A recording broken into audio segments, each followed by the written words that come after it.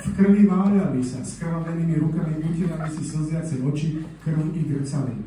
Samo von vybehol do ukrutnej páľavy, do rozpálených ulic. Pajed ho schytil náhle, kričal jeden zo samových spolusediacich, čo vstával zo zeme.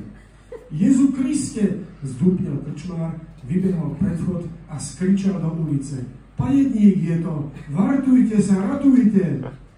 Samo oslepený potácal sa ulicami, čo vybledli od horúčavy, z úst peny mu liezli.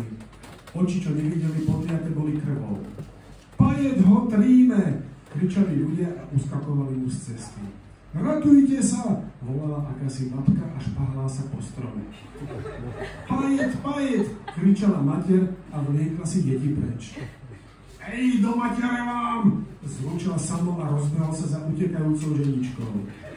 Ulica otvorila sa do malého námestia. Trhovisko tam bolo preplnené v tej dennej dobe s hľukom predávajúcich i kupujúcich.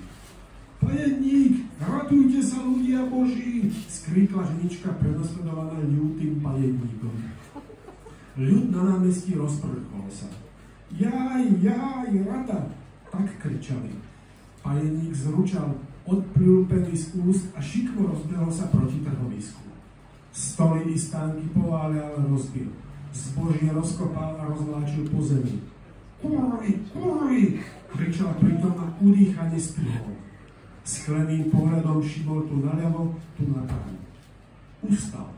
Kľakol na koleno, hlava klesla mu a potom odkvecol celý. Zaspal ťažkým spánkom.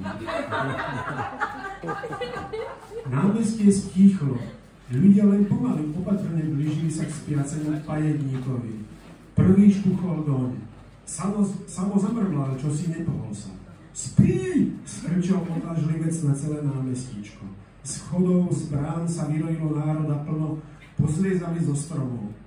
Bíme ho! Skričal ktosi a všetci vrhli sa na spáče. Onedlho sa už Samo vôbec nepodobal na hrdinu socialistickej práce. Robotníka na píle, čo vypil si raz začas v krčmu páleného, udrelo mu do hlavy a v tej horúčave a pochytil ho obyčajný ľudský pajec.